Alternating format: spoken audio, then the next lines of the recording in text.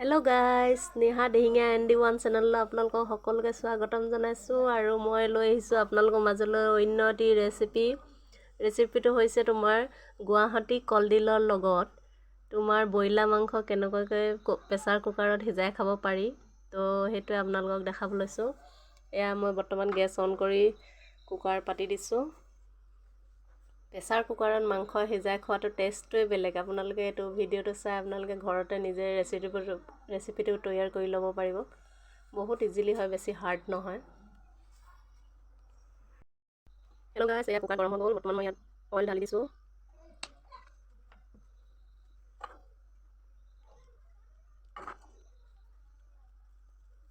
Hello' গাইছ, এয়া দেখিছে নহয়, তেল অলৰেডি গৰম হৈ গ'ল। ইয়াত মই দি দিছোঁ তোমাৰ আধা চামুচ পাঁচফোৰণ আৰু লগতে দিছোঁ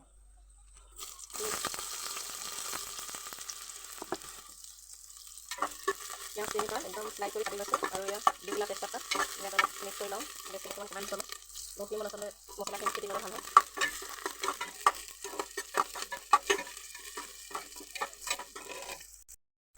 এয়া অলৰেডি পিঁয়াজ হৈ গৈছে, সেইবিলাক অলপ মানে ৰঙচুৱা কৰিব দিব লাগে। তাৰপিছত মই এয়া আধা কিলো ব্ৰইলাৰ মাংস ধুনীয়াকৈ মিক্স কৰি লৈছোঁ।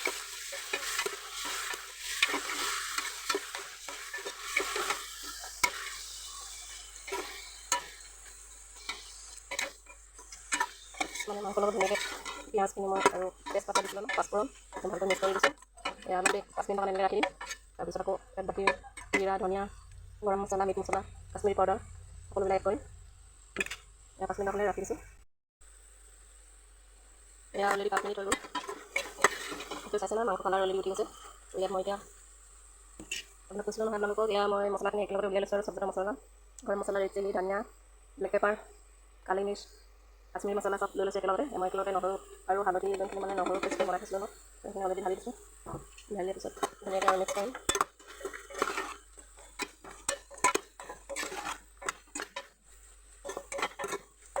আচলতে কুকাৰত মাংসটো সিজাই খালে এনেকুৱাকৈ তো ধুনীয়া লাগে। কুকাৰত এনেকৈ বিৰিয়ানী সিজাই খাব পাৰি। মই বিৰিয়ানী ভিডিঅ'টো অন্য এদিন আপোনালোকৰ মাজত লৈ আহিম আৰু আজি মই লৈ আহিছোঁ তোমাৰ কলডিল, গুৱাহাটীয়া কলডিল। বহুতে হয়তো নাজানিব গুৱাহাটীয়া কলডিল দি বস্তু। ঘৰত আছে মানে বৰ্তমান গুৱাহাটীয়া কলডিল। মাংস কালাৰ দিছে নহয়, কিমান ধুনীয়া হৈছে। বহুত টেষ্টি বনিছে অলৰেডি। গোন্ধটো বহুত বঢ়িয়া দিছে। আপোনালোকে এনেকৈ সিজাই খাব। মই আৰু অলৰেডি 3-4 মিনিট ৰাখি দিছোঁ এনেকৈ। হেল্ল' গাইছ, এয়া হৈ গৈছে অলৰেডি 3-4 মিনিট। তো মই অলপ লৰাই চাইছোঁ। মাংসবিলাক ধুনীয়া, মাংসৰ পৰা তেল নিগৰি ধৰিছে। আৰু এতিয়া মই ইয়াত আৰু কলডিল স্লাইচকৈ কাটি লৈছোঁ। আৰু তোমাৰ আলু, কলডিলৰ চাইজতে আলুখিনিও কাটি লৈছোঁ স্লাইচ কৰি। এয়া আপোনালোকক দেখাই লৈছোঁ। এনেকৈ স্লাইচ কৰি আলু কাটি ল'ব আৰু লগতে কলডিল। তো এতিয়া আৰু মই কলডিল আৰু আলুৰ লগতে মিহলাই ল'ম। মাংসখিনি ভালকৈ মিক্স কৰি লৈছোঁ।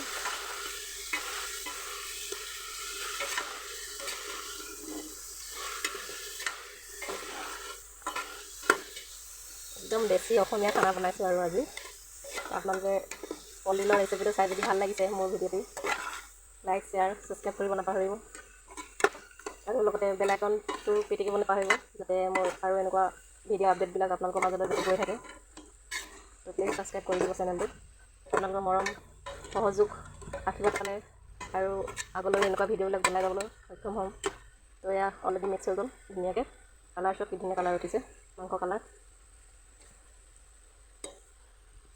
আকৌ মই এনেকৈ ৰাখি দিম আৰু 10 মিনিটৰ কাৰণে। এয়া অলৰেডি 10 মিনিট হৈ গ'ল। তো মই অলপ লৰাই চাওঁচোন কেনেকুৱা হয়নো, মানে মাংসবিলাক কোমলিছেনে নাই কোমলা।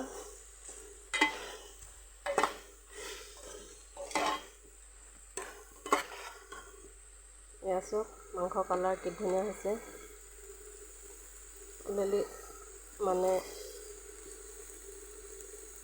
অলৰেডি 50% সিজি গৈছে বুলি ক'ব পাৰি। ইয়াত মই 1 গিলাচ পানী এড কৰিম, নহ'লে চিটি মাৰিবলৈ দিগদাৰ হ'ব।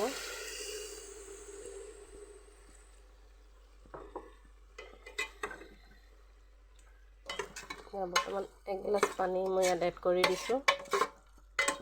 আৰু এতিয়া মই কুকাৰৰ ঢাকনি অলৰেডি লগাই দিম।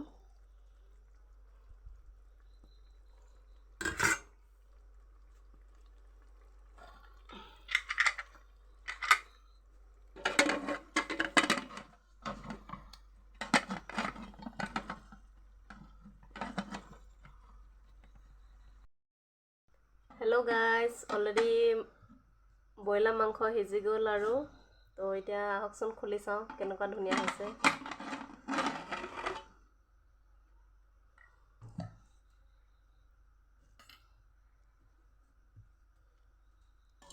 ৱাও, মজা বনিছে।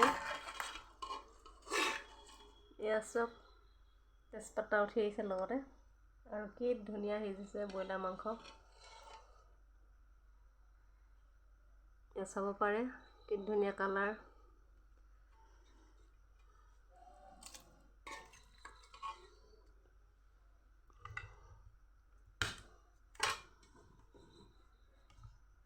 হেল্ল' গাইজ, এয়া দেখিছে নহয় কেনেকুৱা ধুনীয়া বনিছে আৰু গুৱাহাটী কলডিলৰ লগত ব্ৰইলাৰ মাংস। তো ৰেচিপিটো ভাল লাগিছে যদি আপোনালোকে প্লিজ প্লিজ প্লিজ ছাবস্ক্ৰাইব কৰিব নাপাহৰিব, আৰু লগতে আপোনালোকৰ বন্ধু বান্ধৱীসকললৈ শ্বেয়াৰ কৰিব নাপাহৰিব। তো আজিলৈ বাই বাই। আপোনালোকে ৰেচিপিটো ঘৰতে তৈয়াৰ কৰি চাব।